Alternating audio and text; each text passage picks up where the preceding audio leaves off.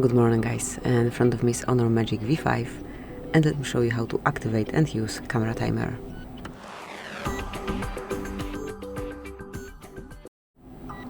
To start with, open your camera app.